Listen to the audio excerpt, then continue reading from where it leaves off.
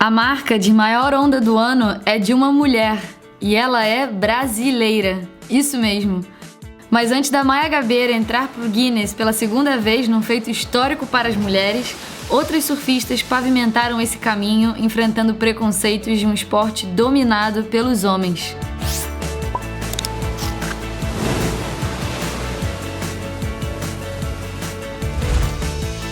Eu sou a Chloé Calmon. Afinal, como é ser mulher no surf?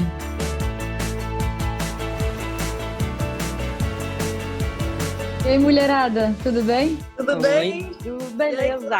Oi, menina. Tudo ótimo. Pra quem não conhece esse time de peso, hoje temos a pioneira do surf no Brasil, Fernanda Guerra, a Brigitte Maier, nossa primeira surfista profissional e hoje presidente da Abrasp, a Big Rider Alana Pacelli e a Ianca Costa, destaque atual do Tour brasileiro. E aí, meninas, tudo bem? Vamos começar? Bom, e para abrir logo com polêmica, vamos falar de surf feminino no mundo masculino.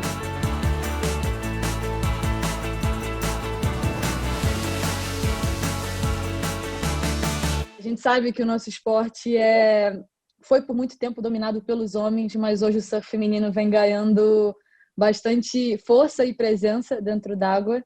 E eu quero saber de vocês, a opinião de cada uma de vocês, como é que funciona para vocês, se isso incomoda ou se é uma maneira de vocês se sentirem mais motivadas e a representar o lado feminino na água. Primeiros mais velhos, todo respeito. Eu que começo, então? Com todo respeito. Eu faço parte de uma geração que o surf feminino não existia, né? Começou comigo e umas poucas meninas que vieram depois, né? Então, nessa época, eu não posso nem reclamar, porque era uma amizade muito grande, todo mundo se respeitava muito e não tinha nenhum preconceito, não tinha nada disso, e era uma coisa bem diferente do que é hoje em dia, né? Eu meio que compartilho essa visão da Fernanda, porque quando eu comecei a pegar onda, eu comecei a pegar onda com as minhas irmãs. Então, nós três já éramos uma gangue, entendeu? Então, a gente já chegava e já impactava onde a gente estava, tá? Obviamente, quando você pergunta se isso é motivador ou não, eu acho que depende muito das pessoas, né? Que a própria menina. No meu caso, para mim sempre foi motivador, tá? Mas eu posso contar talvez numa mão alguma situação que eu tive equivocada de machismo dentro d'água. Então, assim, estava todo mundo entre amigos, então não tinha essa vibe esquisita dentro d'água. Confesso que depois teve umas situações, mas eu acho que cabe a cada menina ter uma postura dentro d'água, né? Obviamente, algumas são impactadas negativamente e outras usam isso como gás, como fogo, para surfar cada vez mais e melhor. Eu acho que eu compartilho assim da mesma visão da Brigitte, mas eu acho que assim a mulher tem esse em tudo, né? Não é no surf, em todos os esportes, em todos os espaços sempre vai existir as pessoas, né? Não pode também generalizar, mas sempre vai ter um ou outro que vai achar que nossa, ela é mulher, ela não devia estar fazendo isso, ou né, vai fazer pior do que os homens. E acho que a gente é triste falar que a gente é acostumada com isso, mas se a gente ficar também, né, tipo, se doendo toda hora por isso, a gente não desmotivando é pior ainda, né? Acho que a gente não vai para frente, não briga pelo nosso espaço. Então, acho que a gente tem que deixar a cabeça erguida aí, seguir em frente, fazer o que faz bem, o que a gente quer fazer, né? E não sei se vocês já ouviram algum comentário ruim na água, um comentário machista, tipo, surfa muito bem para uma menina, ou a menina não devia estar nesse mar. Vocês já ouviram alguma coisa que incomodou vocês? Sempre. Eu nunca tive esse tipo de problema. Eu posso até me dizer que eu sinto privilegiada, porque eu senti até um certo, assim, as pessoas me ajudando, né? Mas sabe que também eu acho, Fernanda, hoje em dia, talvez, ou de alguns anos para cá, talvez esse cenário tenha piorado dentro d'água, porque na certeza. época que você começou, eram talvez 3, 4, 5 espalhadas, talvez num bairro, aí depois Exatamente. uma outra galera lá no sul, e da mesma forma comigo, raramente eu cruzava com menina, pegando Verdade. onda, né, surfando. É verdade. E hoje o crowd está quase que meio a meio. Então, eu acho que talvez isso reverte um pouco nesse clima de machismo, porque, na realidade, ficou craudiado pra caramba. Então, o espaço, tipo assim, lá no Recreio, onde a Ianca surfa, por exemplo, né? Assim, eu acho que é o lugar que mais surfista tem por centímetro quadrado. Então, a disputa é grande e acaba acarretando esse tipo de comentário e preconceito dentro d'água, no free surf. Não sei se, de repente, isso é uma percepção válida, né? Imagino. Só que eu nunca senti, porque a minha época foi outra. Então, a gente está falando de épocas diferentes, né? A minha época, eu surfava entre amigos, como eu falei, e, por exemplo, quando eu ia pegar onda na macumba, eu conhecia todo mundo que estava dentro d'água eu conhecia, ninguém ia implicar comigo, sabe? Ao contrário, as pessoas se incentivavam umas às outras, sabe? Era uma época, quer dizer, naquela época que eu competia também, não tinha patrocínio, não envolvia dinheiro no negócio. Então, até, sabe, era diferente. É difícil comparar com o que vocês... O pessoal hoje em dia, a Chloé, todo mundo participa, porque já tem patrocínio, já é uma coisa profissional, uma coisa bem diferente do que eu vivia, né? Antigamente era muito legal, eu queria ter nascido antigamente, surfado tranquila. Mas hoje em dia, tipo, é muito estresse. A galera, tipo, todo mundo sabe surfar, todo mundo tá aprendendo a surfar. Sempre que, tipo, eu vou surfar no canto, tem 1.500 alunos, mais, tipo, a galera que já surfa, os locais, tipo, é bem chato, mas, tipo, às vezes os caras vêm com comentário chato e eu me estresso fácil, aí eu vou embora porque eu não gosto de ficar discutindo. Eu não vou chegar um cara e estrondar o cara, porque ele vai rir da minha cara, tipo... Tem que usar de outras maneiras. Eu vou lá, dou uma volta nele, pegar a onda dele, ou então vou pra frente dele. Usar as armas que eu posso. Sem sombra de dúvida. Na hora que você dá o rasgadão, joga 10 mil litros d'água na cabeça dele, eu acho que ele vai se ligar. Só para botar inveja em vocês, a primeira vez que eu fui pegar onda na macumba, em 1965, só tinha as pessoas que foram no meu carro comigo. Então, você pode imaginar, você ter... Que lindo! Nossa, que demais! E, Fernanda, quantas mulheres surfavam com você na época no arpoador? Eu comecei em 1963 ou 4 por aí, com a prancha de madeira ainda, e usava pé de pato e prancha de madeira. Caramba. Fininha. Caraca. Madeirite. E no total devia ser umas 8, mais ou menos. Que nem na tua época, né, Brigitte? Ficava umas 8, 9, né? Mais ou menos isso, né? 10. Nos anos 90, quem também não estava nem aí pro machismo era a carioca Brigitte Maier. Ela abriu as portas do surf competição brasileiro e inspirou um monte de surfistas casca-grossas a sonhar com a carreira. Eu tinha uma single fin, uma prancha com uma quilha só, amarela, e ela era enorme. Eu sempre fui muito esmirradinha, eu não conseguia carregar a prancha. Aí então ia uma irmã na frente, a outra atrás, carregando a prancha, e a do meio, tipo, pode atravessar. E aí, obviamente, o crowd só era eu e minhas irmãs, a Mônica e a Sabine. Então, a Barra da Tijuca foi um lugar que não tinha nenhuma menina surfando. Isso foi em 84. Aos 50 anos de idade, ela foi pioneira de novo ao se tornar, em 2019, a primeira mulher a comandar a Associação Brasileira de Surf Profissional.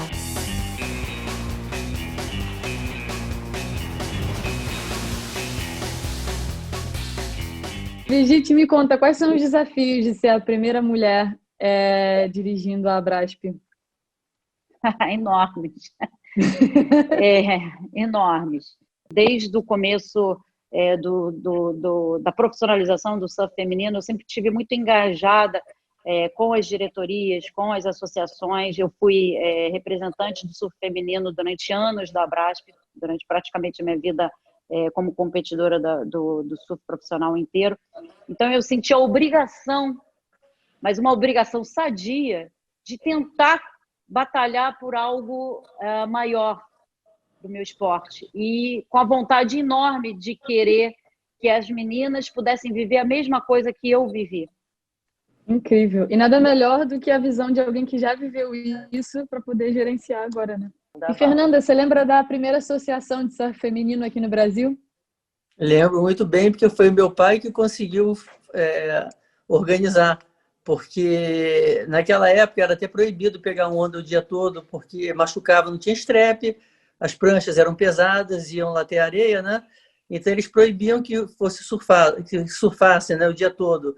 E aí meu pai conseguiu com o Negrão de Lima, que era na época ele era o governador, conseguiu um decreto que liberava o surf após as 14 horas lá no Arpoador, num pedaço da praia, 200 metros em direção ao Leblon.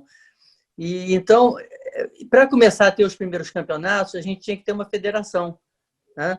Então a gente se organizou lá no Arpoador, meu pai, junto com o William Kerr, que era um jornalista esportivo, o William Kerr ficou sendo o presidente, meu pai o vice-presidente, e aí foi fundada essa primeira federação, em 1965. É incrível, né, a gente saber do começo da história pela Fernanda, né, porque, na realidade, na época, as associações e federações eram formadas para você ter permissão para surfar, né?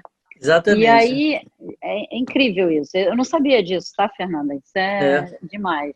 É muito importante essa questão do incentivo do esporte nas associações, nas praias locais, com clubes, com associações locais, porque é ali que a atleta realmente vai ter a base. E no topo, hoje em dia, né, dessa grande estrutura do esporte, a confederação, né, que eu acho que ela tem um trabalho, uma obrigação, e eu acredito que como meta deveria de ser o desenvolvimento do esporte no Brasil, já que nós vamos para a nossa primeira Olimpíada, né? E Brigitte, como é que foi o primeiro circuito profissional só para as mulheres? O primeiro circuito brasileiro profissional foi em 87, tá? Masculino só, tá? As meninas só corriam as categorias amadoras. E quando em 97, exatos 10 anos depois, foi criado o primeiro circuito profissional feminino, tá? Circuito esse que foi ganho pela Débora Fará, que foi uma grande surfista, faleceu em Maresias, justamente. Alana, não sei se você se lembra desse fato. Uhum. Mas, enfim, a primeira campeã profissional do Brasil foi a Débora Fará. E em 98 foi o primeiro circuito exclusivamente feminino. E aí tinha a categoria profissional e tinham as outras categorias, as júniors e, se não me engano, mais 2 ou 3 categorias. Isso se deu por 2 anos, era o circuito Surf Trip na época. Em 98 eu fui campeã desse circuito, o primeiro circuito exclusivo, né? Eu falo isso de boca cheia porque eu fui vice durante anos. E quando eu consegui justamente no primeiro evento que foi exclusivo feminino. Então eu tenho muito orgulho disso e eu sou orgulhosa por isso. Na sequência começou a era do Super Surf, que ao meu ver foi a melhor era do esporte profissional no Brasil ever, né? De toda a história, eu acredito, né? Onde a gente tinha boas premiações, o respeito pelo atleta começou a ficar bem forte, né? A gente, eu achava mó barato, porque eu chegava no evento, tinha pulseirinha, as pessoas falavam, chamavam pelo teu nome, sabe? Tinha água, comida, era uma fartura de coisa, e tinham boas premiações. O feminino começou tímido. No circuito que a Débora foi campeã, o primeiro lugar pagava R$500, tá? Aí, quando a gente foi para o Super Surf, já começou a ganhar mais números, né? E eu tenho orgulho de dizer que no Super Surf a gente conseguiu aumentar a premiação exponencialmente. Não era igual, a premiação não era igual, mas, enfim, eu acho que a gente foi galgando passo a passo esse espaço nesse esporte considerado masculino, né? A gente não tem como negar que é um esporte masculino e que a gente estava lá e que a gente conquistou um espaço grande. Uma coisa que eu tava conversando com o meu coach hoje, ele tava contando, tipo, antigamente era muito você ir lá e quebrar, e, tipo, você ganhava um patrocinador, e hoje em dia, tipo, tá muito diferente. Hoje em dia você tem que ter muitos seguidores, tem que ter, tipo, um engajamento bom pra você ganhar um patrocinador. Tipo, não adianta mais você quebrar ou, tipo, chegar lá e quebrar o campeonato, ganhar, pode ser fazer 2-10, tipo, você tem que chamar muito mais atenção dos caras, tipo, pra ganhar um patrocinador. Tipo, a Brigitte foi lá, ganhou o campeonato, ganhou um patrocinador. Hoje em dia, tipo, não adianta você ganhar um campeonato. Tipo, você tem que fazer muito mais do que isso. E aí, Anca, eu volto também com a própria competitividade da quantidade de meninas e de surfistas bons. Porque antigamente, como você não tinha essa quantidade, obviamente, verdade. o meu primeiro patrocinador foi uma lojinha de esporte lá da freguesia do meu bairro, entendeu? Lá em Jacarepaguá. Então, assim, qualquer coisa que eu chegasse para ele e contasse e tipo, mostrasse Era o máximo. 2 fotos, ele já ia falar assim, caramba, essa menina quebra. Não tinha toda essa dificuldade que hoje, né, vocês têm. Antigamente, só consumia surf quem era do surf. Então, você tinha que patrocinar um surfista que surfasse bem, porque senão não estava casando com a sua marca, né? Hoje em dia eu vejo que as marcas não tem mais isso, né? Não tem mais, quem vai usar tênis de skate é só quem vai andar de skate, ou quem vai vestir uma roupa de marca de surf é só surfista. Então, acho que hoje em dia você pega uma menina que está sempre na praia, é uma blogueira, e vestiu o seu biquíni da sua marca de surf e você vendeu o estoque inteiro. Então, você não precisa patrocinar uma surfista que quebra, que você vai gastar, bancar a trip para correr o tour inteiro, que é um gasto, sendo que você pode pagar um post ali para a menina. Vai sair muito mais barato, né? Seguidores entendeu? Eu acho que hoje em dia o surf evoluiu muito mais como esporte, que o que antes era visto como um esporte marginalizado, que não era tão respeitado como grandes esportes que tem aqui no Brasil. Hoje em dia, o estilo de vida do surf é muito procurado por gente que mora longe da praia, que nunca mergulhou no mar, mas está ali consumindo as marcas de surf. Então, acho que o alcance que o mercado do surf teve, aumentou muito. Então, o que antes era isso, eram os surfistas, eram as marcas de surf e as pessoas que consumiam esse ambiente. Hoje em dia está muito mais amplo, né? Então, eu acho que até outras marcas, além do surf, que nunca trabalharam com surf, acabam entrando, mas que tem essa análise mais minuciosa, assim, não, mas além de surfar, tem que fazer isso, e é aquilo que a gente falou, hoje em dia tem muito mais oferta de atleta, né, tanto no masculino como no feminino, então realmente acaba ficando mais difícil, assim, de passar pela peneira, ainda mais aqui no Brasil, tendo tanto talento como a gente sabe. Nosso rolê pela cultura do surf feminino fala agora em sororidade. Já ouviu falar? Eu explico. Do latim soror, que significa irmã. A palavra sororidade remete à união entre as mulheres, empatia, empoderamento. E esse novo conceito deixou a rivalidade entre nós super fora de moda nesse século. O negócio agora é irmandade.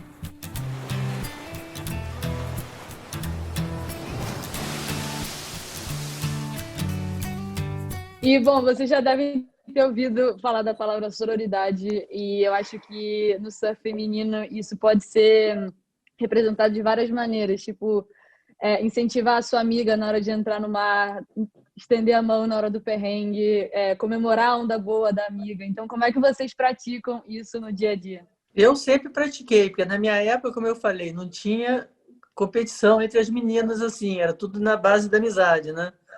E eu acho isso muito legal, porque eu acho assim, o espírito do surf, para mim, é isso aí.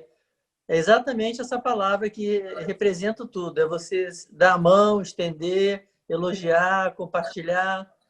Para mim é isso aí. Eu concordo plenamente.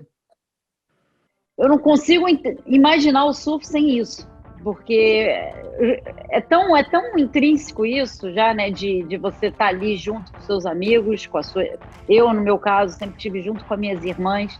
Hoje eu consigo surfar com elas esporadicamente. Cada vez que a gente vai na praia juntas, é uma festa. A gente marca no calendário, faz foto, porque é difícil, às vezes, você se juntar, né, e casar esses horários. E eu acho que o surf, na realidade, ele significa isso, né? É a união, é você estar ali ajudando, incentivando, estendendo a mão, salvando a pessoa que está ali afogando. Você não tem material de sobra, você poder ajudar alguém que não tem o material. Eu sempre tentei praticar isso na minha vida, porque, né, a gente, como patrocinada, a gente ganhava tudo, e eu acho que a nossa obrigação é poder estender e ajudar. Então, eu acho que a palavra surf já define isso. É poder estar junto, é união, é vibe, é lá em cima. E é isso aí. Eu acho uma coisa muito legal que acontece hoje em dia são os grupos de surf feminino, né? Porque antes ainda tinha, eu acho que ficava o grupinho da pranchinha, o grupinho do long, o grupinho do bodyboard. E hoje em dia o que eu acho muito legal é você ver, chega o bando, né? Porque mulher nunca chega sozinha. Chega o bando e aí tem essa inclusão de todas as pranchas, não importa a prancha que você está indo sofá, o que importa é que você está ali fazendo companhia para as outras e deixando o outside mais florido. Eu acho isso muito legal, porque acaba incentivando mesmo quem às vezes fica nessa de não querer ir surfar sozinha. Então, só de você ter a companhia de alguém, e até o que a Brigitte falou, muitas amizades acabam sendo criadas nesse meio, né? A amizade que a gente faz no surf que carrega para a vida toda. E podem ter certeza, isso é para todo sempre. Eu acho que assim, as novinhas aqui, né, desse bate-papo, vocês podem ter certeza que vocês vão levar isso para o resto da vida, cara. Meninas, segura aí só um pouquinho que eu vou conversar com a Bruna Queiroz, a Jasmin Evelino e a Cristiane França sobre coletivos de surf feminino e já volto para propor um desafio para vocês. Um bom exemplo de sororidade no surf são os coletivos femininos, que unem a mulherada e ajudam cada vez mais a fortalecer a nossa presença no esporte. E para falar sobre isso, vamos conhecer alguns grupos liderados pelas próximas convidadas aqui da roda. Bruna Queiroz, do BBQ Only Girls, Jasmin Avelino, do Bailarinas do Mar e Cristiane França, do Girls at the Sea.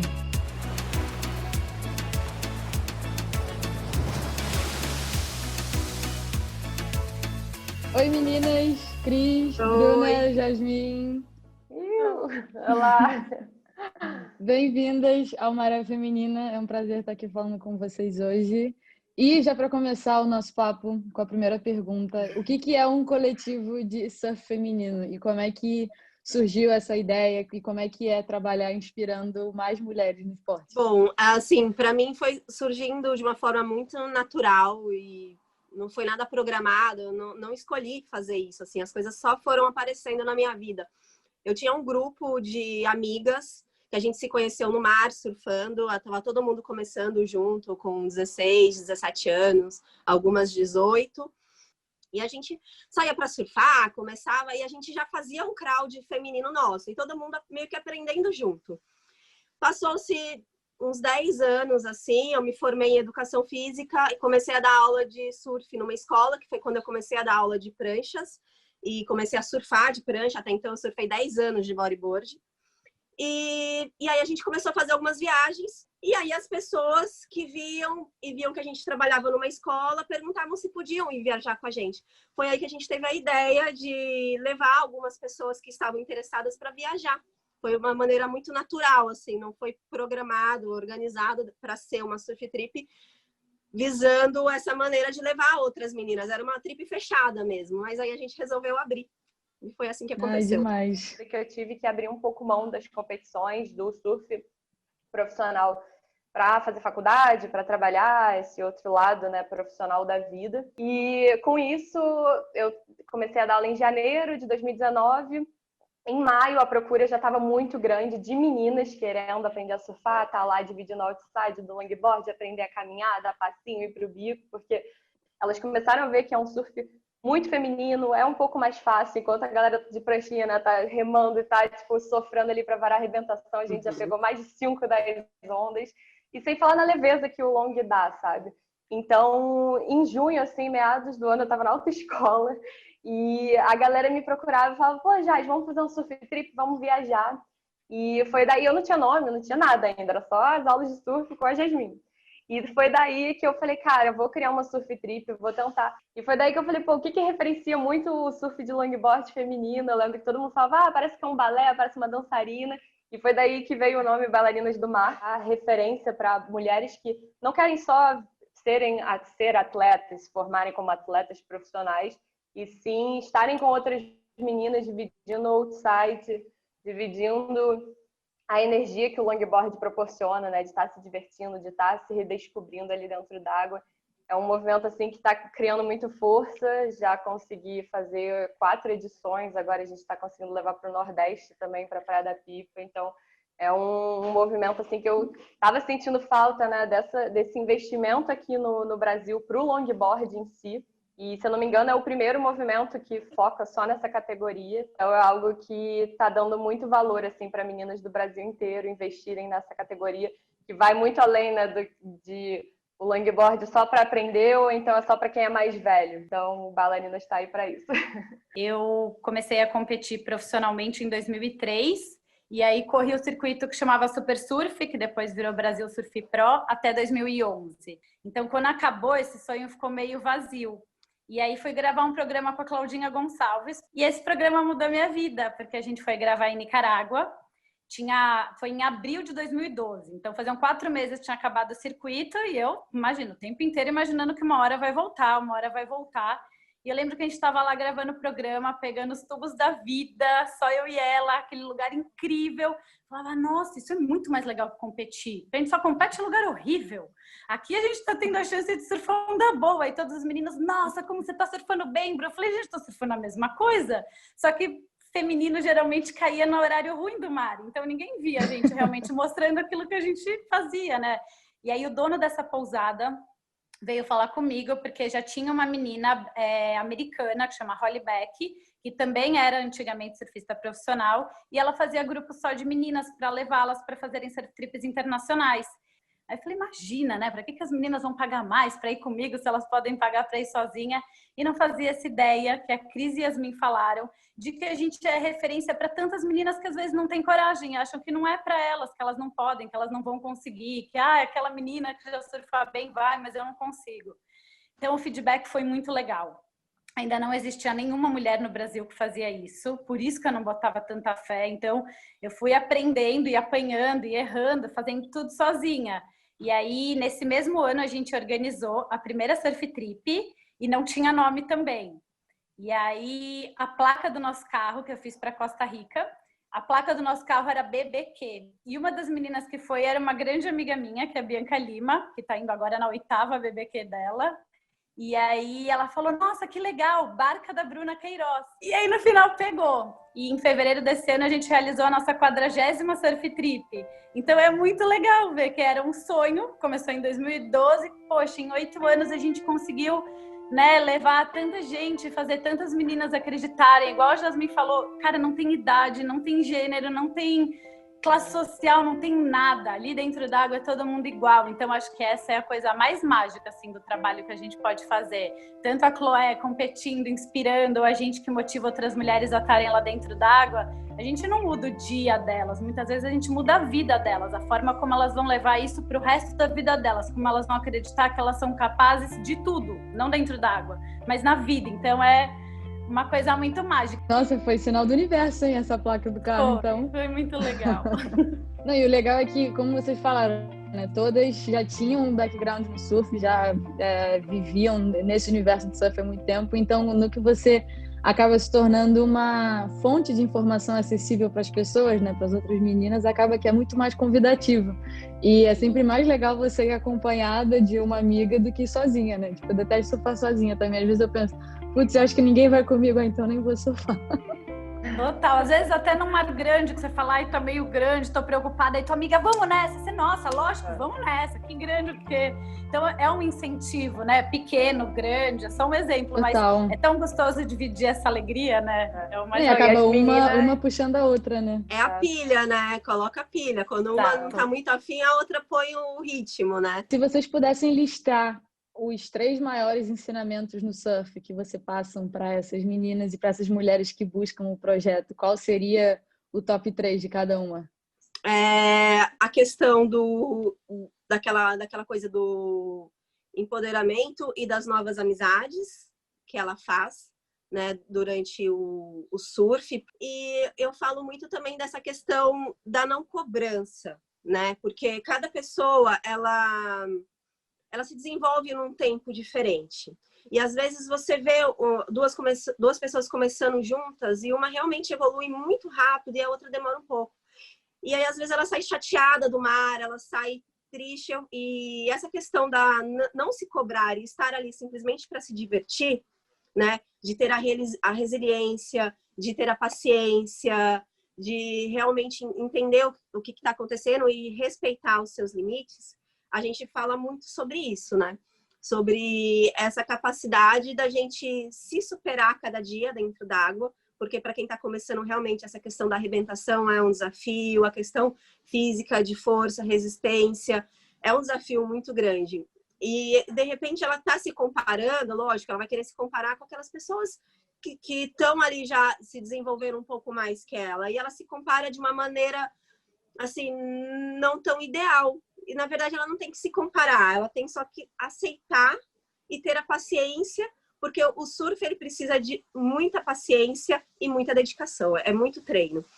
Bom, o que eu passo muito para as minhas alunas, assim, que eu acho que é o essencial para qualquer surfista, para qualquer esporte que você faz, né, com o meio ambiente, é o respeito, tanto o respeito ao próximo, né, a todos que estão ali surfando com a gente, tem as regras do mar, né, e principalmente o respeito à natureza, ao oceano, a tudo que a gente consome, pedir licença para entrar, para usufruir ali das ondas, né, saber os seus limites também, saber que a gente nunca tem um controle total ali do mar, então a gente tem que sempre saber que ele é maior, a gente tem que respeitar os nossos limites e saber que o poder dele ali é imenso, então tem que chegar de mansinho. E isso a galera leva muito para a vida, assim, foi exatamente o que a Cris disse. As meninas, a partir do momento que permitem o surf entrar na sua vida, eu sempre falo, o mosquitinho mordeu, porque tudo que você for fazer na sua vida, você vai pensar no surf, você vai pensar no mar, você vai pensar na vida marinha, na vida animal como um todo e como isso vai refletir, sabe? Hoje em dia a galera me procura e fala assim, pô, Jais, eu vi que o mar vai subir só porque eu vi que o tempo tá mudando. Então, assim, a galera já começa a relacionar pequenas coisas ali do dia a dia, né? Sempre com um único objetivo, o surf e o mar. Então, eu acho que eu sempre levo isso pra mim e busco passar para todas elas também isso, respeito ao próximo, amor pelo que você está fazendo, né? Pelo ambiente ali que a gente está proporcionado a viver e o prazer, a diversão que o surf dá para todas nós. Eu acho que o principal ensinamento é exatamente esse que as duas meninas também falaram, que é você tá lá para se divertir. Eu sempre falo para elas uma frase que o melhor surfista na água é o que está se divertindo mais. Não importa que tenha um surfista profissional quebrando, se ele passa com a cara amarrada, se ele não te incentiva a ir numa onda, se ele não vibra com você. Para que ele tá lá? Porque eu acho que a gente começa para se divertir. Então, o que eu tento sempre lembrar para elas, porque vão meninas que são profissionais também, que competem, é o porquê a gente começou. Nunca esquece, né? Nunca entra na água e esquece o porquê que você começou. Você não começou para ser campeã, todo mundo começou para se divertir, aí foi picada pelo mosquitinho e aí se apaixonou e aí de repente começou a querer competir, mas a gente começou para se divertir, então nunca esquecer disso, que quem estiver lá dentro se divertindo, certeza que vai ser o melhor surfista. E como a gente vive num ambiente que é um pouco masculino, uma das coisas que eu sempre ensino para elas é a postura que elas precisam ter na água. Se elas querem ser respeitadas, elas também precisam respeitar. Espera a sua vez, respeita a vez dos outros, para você também, né, poder ter direito e, sei lá, ir atrás desse respeito, né? Porque a gente quer ser respeitada dentro d'água, tá todo mundo lá para se divertir. Eu sempre falo para elas irem, para não puxar o bico. Se remou, vai. E assim, eu acho que tá todo mundo já acostumado, né, sobre essa situação, mas eu acho que as mulheres já foram muito incentivadas a competir entre si, né? E hoje em dia é claro uma mudança no comportamento em relação a isso. E eu acho que os coletivos, né, no caso de vocês, são um ótimo exemplo de que hoje em dia é mais legal você dar a mão e caminhar junto. Eu percebo também que se a gente parar para olhar uma geração antes da nossa, antes da nossa, né? Ela já tem, as mulheres dessa outra geração um pouco mais velha, elas têm um nível de competição um pouco maior. A nossa geração nem tanto, e a geração que vem depois da gente, que é essa molecada de 15, 20 anos, ela já tem essa coisa de competição muito, quase nada, assim. Então, essa parceria entre mulheres, eu acho que ela está se fortalecendo cada vez mais conforme vai trocando essa geração. O caso do longboard é um pouco mais delicado, assim, porque quando eu decidi, né, trazer o bailarinas, dar esse incentivo, foi por muita revolta também de, por exemplo, campeonatos regionais, a gente ter 5, 6 meninas só competindo e muitas vezes os organizadores quererem tirar a categoria profissional ou dar o valor de premiação muito abaixo do nosso, sempre com aquela mesma história, ah, mas vocês não têm meninas competindo e tal. Então, foi uma forma que eu vi de falar, não tem menina? Então vamos ver se não vai ter menina agora. Mas... e mostrar que o movimento é forte quando se tem um incentivo por alguém que pratica e tem o mesmo olhar que o delas, sabe? O olhar feminino. E mesmo essas meninas hoje, né, que estão buscando o longboard por prazer, não por competição, lá na frente vai se tornar um incentivo para uma nova geração. Se a gente parar para ver, a gente não tem nova geração do longboard feminino. No máximo tem 2 ou 3 meninas ali de 18, 19 anos. Mas se você for comparar com Hawaii, Califórnia, as meninas têm 13, 14 anos, já estão no Mundial, já estão ganhando campeonato. Então, essa nossa nova geração ainda, comparando-se, né, a nível mundial, é muito baixa. Então, mas acho que a partir do momento que a gente vai lapidando, vai dando voz, vai dando valor à nossa categoria, desde surf trips, organizações, workshops, clínicas, apresentar o surf de longboard para o mundo, né, para o Brasil em si, vai fazer toda a diferença lá na frente para quando novas meninas ou novas mães também, que você vê hoje em dia tem mães que não incentivam a filha a se profissionalizar no longboard porque é muito mais difícil para chegar, né, a um nível profissional. Então já tenta direcionar a pranchinha. Então eu acho que esse caminho que a gente vem fazendo devagarzinho é algo que lá na frente, daqui a uns 10, 15 anos, vai fazer a diferença. Todo mundo vai ter um novo olhar, vai falar, pô, mas o longboard também é maneiro, o longboard está ganhando visibilidade. Então vamos tentar investir nessa categoria. E com certeza as meninas que veem todo esse amor que você coloca nisso vai fazer muita diferença. Porque muitas meninas vão nas trips comigo e aprendem a surfar de longboard. E aí depois elas falam, mas Bruna, não quero mudar. Eu gostei do longboard. Mas ninguém precisa mudar. Se você se apaixonou por um estilo, eu acho que o longboard, o estilo mais clássico, tem crescido muito, né? A gente tem buscado as antigas gerações, as antigas referências, as pranchas single fin. Então, isso é muito lindo de ver, porque você deixa aquilo aflorar, você não vai pelo que os outros falam, né? Espero que essas mães que também incentivam a fazer alguma coisa pensando num futuro que seja mais promissor, entendam que se não vier do coração, não vai dar certo, né? A gente tem que estar lá fazendo por amor. E só uma observação rápida, é que muitas meninas que me procuram para fazer as aulas comigo se queixam exatamente disso. Elas fazem, às vezes, muito escolinha e falam que, pô, na escolinha elas começam no longboard, querem continuar no longboard, mas os instrutores falam, não, mas você já tem surf para evoluir, vamos diminuir essa prancha. E elas falam, cara, ninguém incentiva a gente a continuar no longboard se a gente quer. Eu acho que pode ser até também aumentar a prancha, né?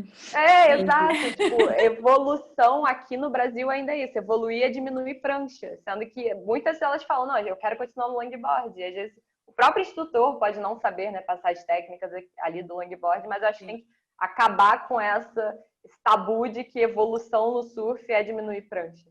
Eu sempre tento deixar muito claro nos grupos, porque a maioria dos grupos os níveis são diferentes, que uma vai ter alguma coisa para ensinar para outra sempre. E a importância da nossa humildade da gente conseguir absorver.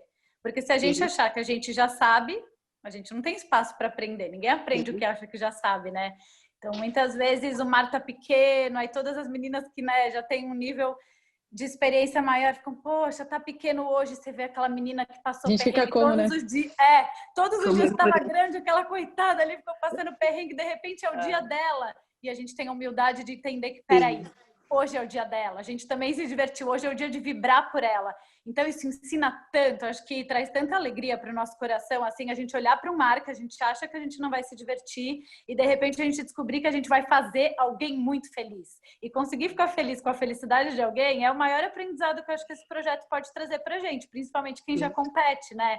Quando a gente compete, é difícil você ficar feliz com a alegria dos outros. As minhas melhores amigas eram Claudinha, Suelen, Marina. Era muito legal vê-las ganhando, mas eu também queria estar lá. Então é um conflito de alegria ali. E quando você está nesse projeto onde você não tem que se cobrar nada, eu acho que a gente é a principal referência para mostrar para elas que essa competitividade não existe, porque a gente vai estar lá também né, dispondo o nosso tempo, as nossas experiências e os nossos ensinamentos para levar essa alegria para elas. Eu acho que quando a gente faz isso, a gente já é referência para mostrar que essa competitividade não tem que existir e que a gente é minoria na água. Eu sempre falo isso para elas. Se a gente já não se ajudar, aí a gente fica menor ainda, nossa força vai ficar menor, a gente é minoria. Então vamos se unir, vamos dar força uma para outra, porque isso só vai fazer a gente crescer. E a gente sai de lá achando que a gente ensinou, na verdade a gente aprendeu muito mais do que imaginava, né?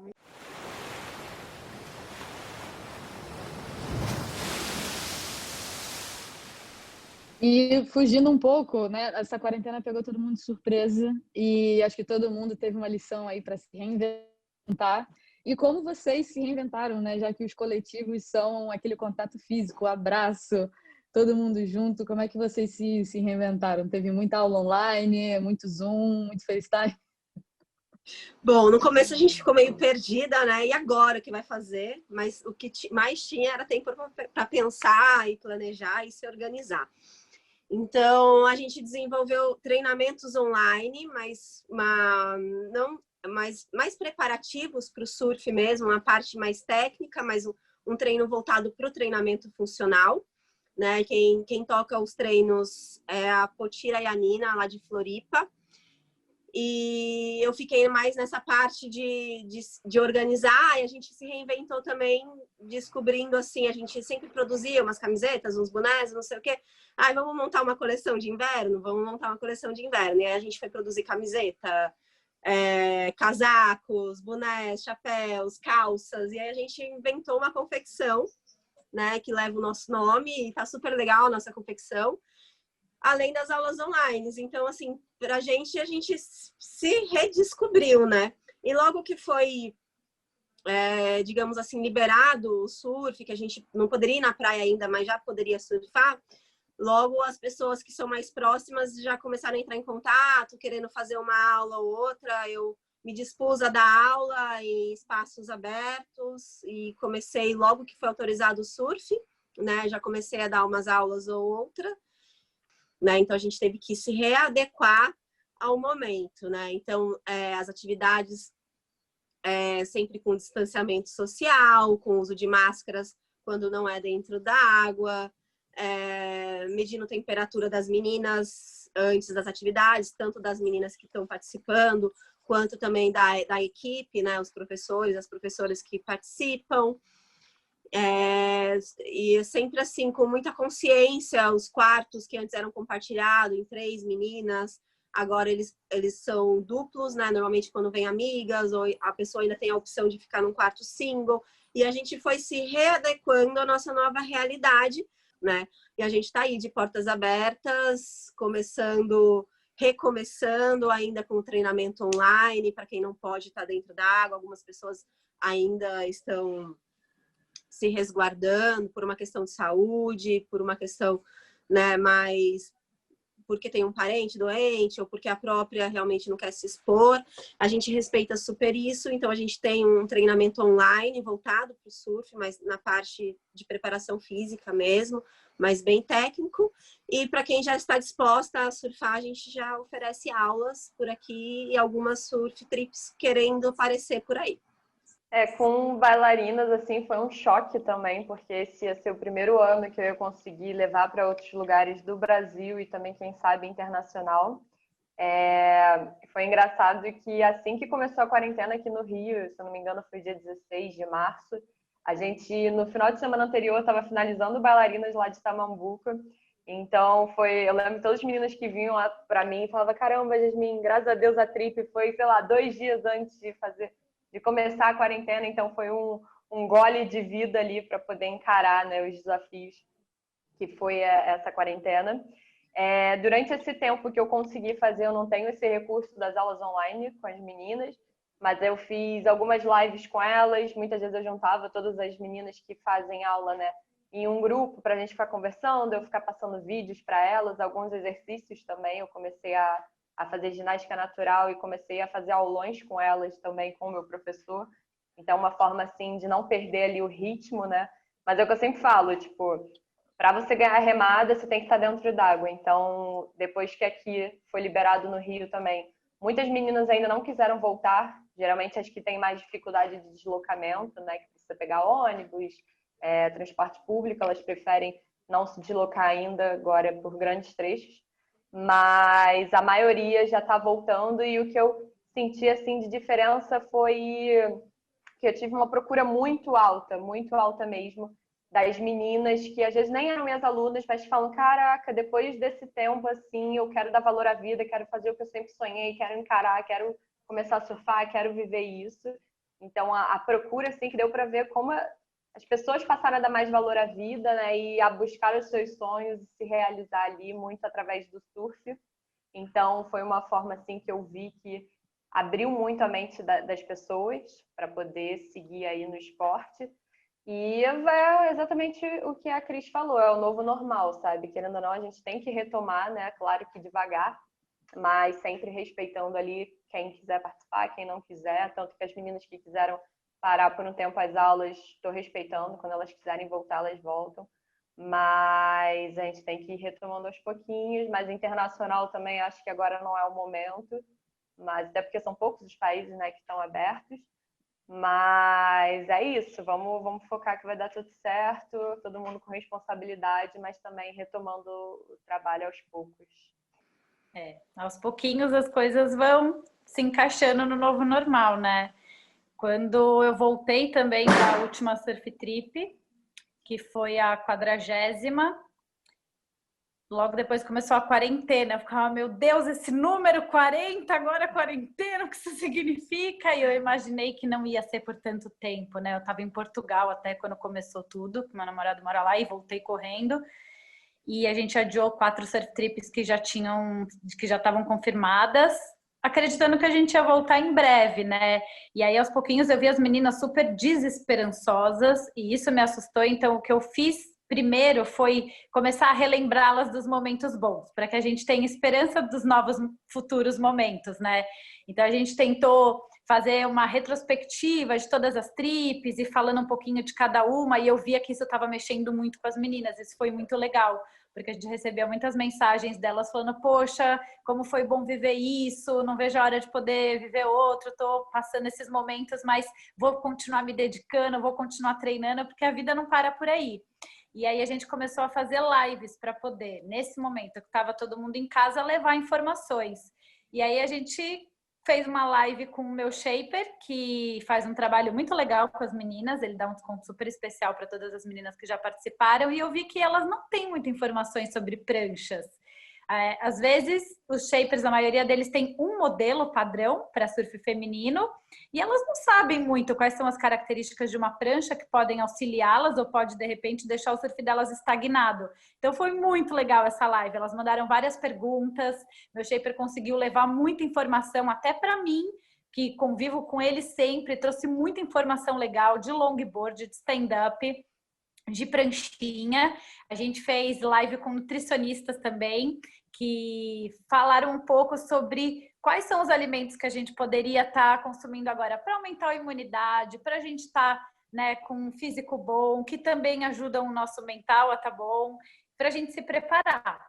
E a gente fez algumas lives de treino também, para levar para as meninas o treinamento, o condicionamento físico, para que todas elas pudessem, nesse momento que a gente tinha que estar em casa sem surfar, ter esperança de que a gente ia estar se preparando para quando a gente pudesse voltar a estar bem, porque se a gente estivesse em casa sem esperança, sem pensar, né, que uma hora as coisas vão voltar, eu imaginava que quando eu voltasse ia estar todo mundo despreparado. Então foi muito bom, assim, eu senti uma proximidade com as meninas devido a essa live, mesmo a gente não estando no coletivo pessoalmente, eu senti que graças à internet, né, a gente consegue abraçar muito mais gente do que a gente gostaria, né? Nesse momento que a gente está em casa sem poder abraçar ninguém. Mas foi muito bom.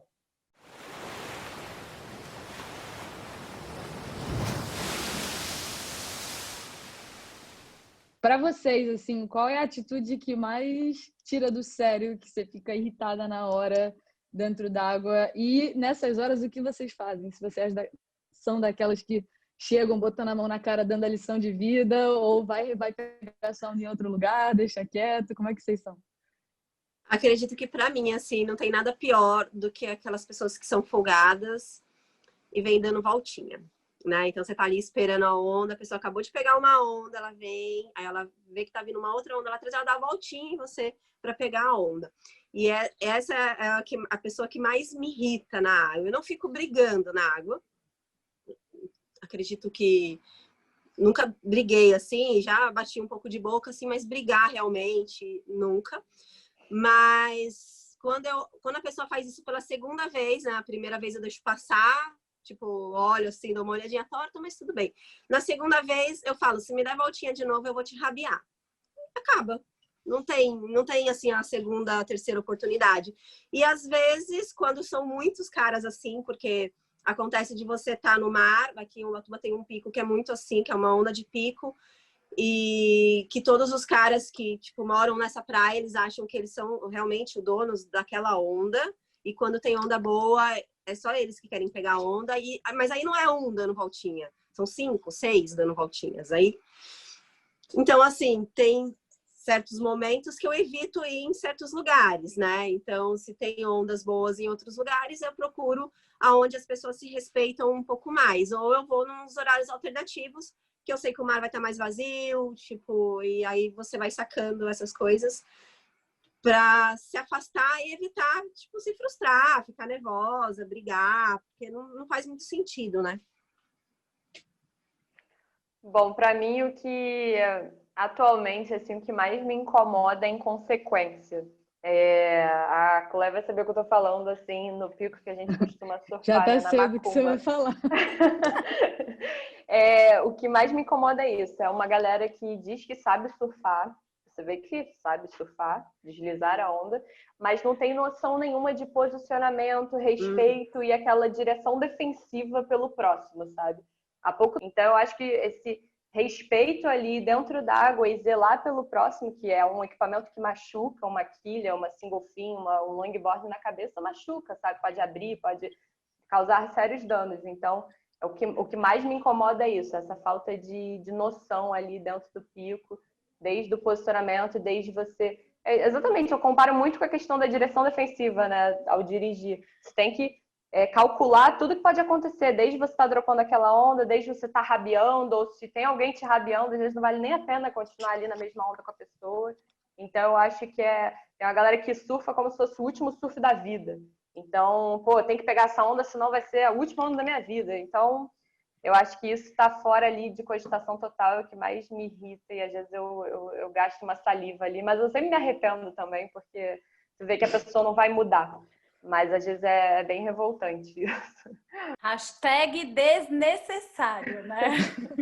Exato. Muito desnecessária essa situação, mas a gente vai aprendendo com a vida. Tem uns que não aprendem, né? Que ficam para sempre assim. Sim. E esses são os que não vale a pena a gente tentar falar alguma coisa. Eu sempre penso isso. Antigamente eu discutia bastante na água que eu queria defender os meus direitos, porque eu achava que valia a pena. Aí eu falava, que a Yasmin falou, você sai chateada, porque você absorve a energia dessa pessoa, e geralmente quem faz isso dificilmente vai entender o que a gente está tentando explicar, né? Não sei quais foram os ensinamentos que essa pessoa teve, mas é muito difícil. Em quase todas as viagens que eu faço, quando é um lugar onde não me conhecem, quando eu tô na água e ninguém me conhece, sempre 100% das vezes, a primeira onda que eu pego, eu sou rabiada. E aí, você alcança, né, a pessoa que te rabiou, e aí sempre olha pra trás, desculpa, vi que era uma menina, achei que não ia. Nossa, você surfa bem pra uma menina. Isso é uma coisa que dói lá no fim. Isso acontece. Você fala, poxa, tipo, por que você não pode ter respeito por uma menina? Por que você não pode acreditar que ela também vai surfar bem a onda, né? E a gente não surfa bem para uma menina, a gente surfa bem e ponto. A gente treina para isso, a gente respeita todo mundo na água para quando chegar a nossa vez a gente também poder ter esse respeito. Não, isso para mim é o que mais me irrita profundamente, porque às vezes a pessoa não te dá nem a chance de você mostrar a sua habilidade, ou de você nem chegar, mas já te, assim, falta o respeito por você ser mulher e achar que, não, é mulher, não vai conseguir passar. Nossa, às vezes, assim, de entrar no mar, e aqui onde eu moro, no Recreio, na Praia da Macumba, acontece direto de entrar e a pessoa, às vezes, até... O cúmulo para mim é isso, vem falando, nossa, torci muito para você naquele campeonato, não sei o quê, tô mais filando, não sei o quê. Aí vai indo, né? Vai dando a volta, bonitão. Aí chega lá, pega a primeira onda. Eu sou muito calada a minha vida inteira, fui muito tímida. Então, eu acho que de tanto ouvir e não falar nada, eu acho que hoje em dia eu falo, não, filho, primeira voltinha já fica, daí eu só olho. Aí na segunda, eu olho e falo, caraca, cara, tipo, eu aproveito que a prancha é grande pra dar uma assustada, tipo, aí meio que joga a prancha assim, aqui em cima. Aí, tipo, caramba, eu não achei que a menina de longboard fosse passar, mas assim, eu também acho que discuti na água na minha vida umas 3 vezes. Mas assim, é porque realmente incomoda muito. E às vezes você não precisa brigar, falar nada, nem descer o nível da pessoa, mas só de se posicionar e falar, cara, tenho aqui a mesma onda que você pode pegar, eu tô aqui para pegar, eu tô respeitando todo mundo, então eu exijo que todo mundo me respeite também. E às vezes só de você se posicionar, as pessoas falam, pô, com essa aí não dá para mexer, porque aí tem aquela impressão, ah, não, é menina, é bobinha, vai deixar dar a volta, não vai falar nada, não sei o quê. E às vezes só não é brigar, mas só se posicionar, dar uma encarada assim, ou tipo, fingir que vai remar numa onda pra, tipo, não, com essa aqui eu não vou mexer. E tipo, acaba que já aconteceu comigo na água de fazer isso, daí passar para uma outra menina que tava a mesma pessoa, o mesmo cara, tava faltando respeito. Eu falava, cara, na próxima onda vai. Para ele perceber que você tá aqui, entendeu? E você se posicionar, pô, obrigada, consegui pegar uma onda, tal. Ele parou de me rabiar, mas é muito isso, assim, mostrar a atitude mesmo na água, né? Mas o que eu acho mais absurdo, assim, é porque muitas vezes eu, né, sozinha, quando eu viajo para outros picos internacionais e tal, geralmente a galera respeita quando você pega a primeira onda e você surfa bem, e a galera fala, ah, essa menina surfa bem, e aí automaticamente eles te respeitam por você ter um nível bom de surf. Só que depois que eu comecei a dar as aulas, eu falei, cara, como assim, né? Só tem direito, só tem respeito a poder pegar uma onda sozinha, a poder escolher a melhor onda, quem sabe surfar, quem já tem um nível mais elevado. Tipo, todo mundo que tá ali dentro d'água passou pelo nível de aprendizado, sabe? De dropar a espuma, de ter um drop mais lento, de não saber ler a onda, de perder, de cair, de desperdiçar. Então, o que eu tento lutar bastante hoje em dia nessas viagens, né, com as meninas é mostrar para os caras que, olha, mesmo ela que está aprendendo, ela também tem o direito de pegar a melhor onda da série se ela estiver bem posicionada, se ela estiver esperando, porque se, só quem surfa bem tem direito, não, vai desperdiçar, vai cair. Eu sou muito anti isso, sabe? Então, independente se você surfa bem ou não, todo mundo ali dentro d'água tem o mesmo direito de pegar a onda e de fazer o que vier. Se quiser dropar ou se quiser surfar deitado, sentado, vai, sabe? A onda é sua. Então, essa questão O que eu sempre falo, assim, para algumas alunas minhas que já estão nessa parte de pegar a onda sozinha, né? E às vezes tem 1, tem 2, tem 3 pessoas do lado remando na mesma onda e ela fica esperando que ninguém reme na onda para ela remar, às vezes. E eu falo assim, você tem que mostrar que você quer essa onda. Vai em direção à onda e rema. Né? Dá a sua vida por essa onda, porque daí as pessoas vão deixar você pegar a onda. Porque se você ficar esperando que as pessoas do seu lado deixem onda para você, ninguém vai deixar onda para você. Você tem que mostrar interesse na onda e partir para cima da onda, remar e entrar mesmo. E quando eu percebi isso, mudou também minha vida como surfista, porque até então eu ficava esperando que alguém vai nessa, não sei o quê, porque eu surfava com as amigas, né? E quando eu decidi que eu tinha que escolher, porque daí sobrava onda ruim, fechando, gorda, aquelas ondas que ninguém queria, eram as ondas que eu remava. E aí eu peguei e percebi que não, que eu que tinha que escolher as minhas ondas e eu tinha que demonstrar interesse e brigar por aquela onda. Brigar de uma forma saudável, né? E buscar ela. E quando eu me dei conta de que era assim que eu tinha que me portar na água para conseguir pegar a onda, mudou a minha vida, assim, mudou as ondas que eu pegava, porque eu comecei a escolher ondas melhores, obviamente. Bom, e agora eu tenho um desafio para vocês. Então, estão preparados? Yeah! O nosso rolê pela cultura feminina volta a falar da história do surf. Eu vou lançar uma pergunta e quem errar, bom, vai ter que contar uma história engraçada do surf que não contaria pra ninguém. Que ano a Jaqueline Silva conquistou o vice-campeonato mundial no WCT? Nossa, eu vou chutar. 2005. Eu já tô pensando na história aqui. 2004? 2005? Não. 2003. 2008. 2008. Você falou, Brigitte? 2005. 2005, sabia, me falar. Errou. Ai, droga. 2008. 2008. Errou. 2006. 2007. Não. 2010. Não. Caraca, todo mundo vai ter que contar a história. Pode continuar? Tu tá roubando, o que é que a gente conta a história? Foi 2002. Foi 2007, Bah, certo. quase. Eu tinha ido competir uma temporada, a primeira vez que eu fui competir como profissional na Europa. E aí você chegava, fazia França, Espanha e depois Portugal.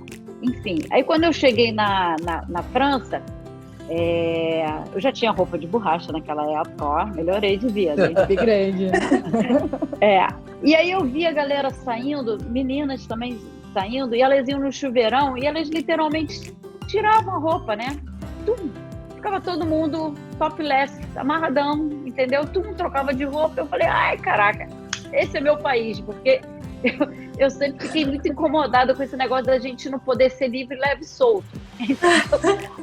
Aí eu passei um mês lá competindo, né? Fazendo a mesma coisa, pegando a roupa de borracha, nem botava biquíni por baixo, e pum, pá, pegava a toalha, ninguém tava aí, né? Bem que voltei pro Brasil.